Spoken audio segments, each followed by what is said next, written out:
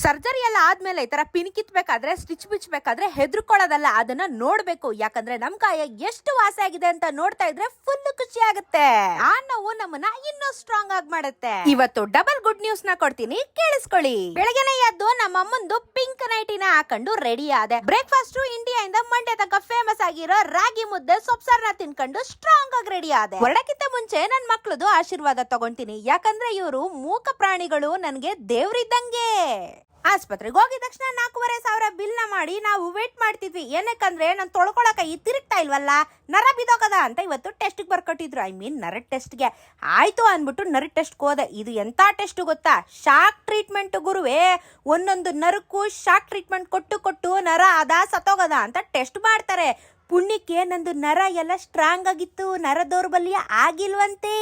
ಒಟ್ನಲ್ಲಿ ನನ್ಗೆ shock treatment ಕೊಟ್ಬಿಟ್ಟು ನರ ಎದಾಳ್ತದ ಇಲ್ವಾ ಅಂತ ಟೆಸ್ಟ್ ಮಾಡ್ಬಿಟ್ರು. ಈ ನೋವು ಅನುಭವಿಸ್ಬಿಟ್ಟೆ. ನೋವು ಮಾತ್ರ ಸಖತ್ ಫ್ಯಾಂಟಾಸ್ಟಿಕ್ ಆಗಿತ್ತು.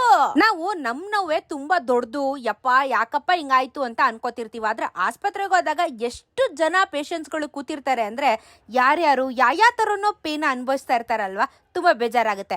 ಆದ್ರೆ ಇನ್ನೊಂದು ನೆನ್ಪಿಟ್ಕೊಳ್ಳಿ, ಆಸ್ಪತ್ರೆಗೆ ಬರಕ್ಕೆ ಆಪರೇಷನ್ ಮಾಡಿಸ್ಕೊಳ್ಳಕ್ಕೆ ಲೈಫಲ್ಲಿ ಎದುರ್ಕೋಬೇಡಿ.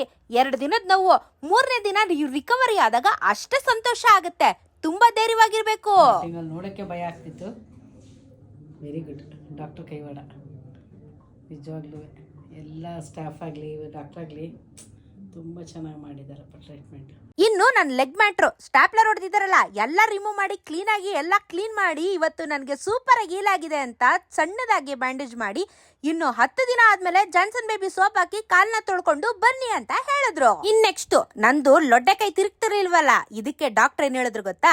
99% ಇದನ್ನ ಫಿಸಿಯೋಥೆರಪಿಯಿಂದ ಕ್ಯೂರ್ ಮಾಡಬಹುದು, ಸರ್ಜರಿ ಬೇಡ ಅಂತ ಹೇಳಿ ಫಿಸಿಯೋಥೆರಪಿನ ಸ್ಟಾರ್ಟ್ ಮಾಡಿದ್ರು. ವಿಪರೀತ ಪೇನ್ ಆಯ್ತು, ಬಟ್ ಇಟ್ಸ್ ಓಕೆ. ಈಗ ಸರ್ಜರಿಗಿಂತ 99% ನಾನ್ ಎಫರ್ಟ್ ಹಾಕಿದ್ರೆ ನನ್ನ ಕೈ ತಿರುಗುತ್ತಲ್ಲ, ಅದು ಇಂಪಾರ್ಟೆಂಟು.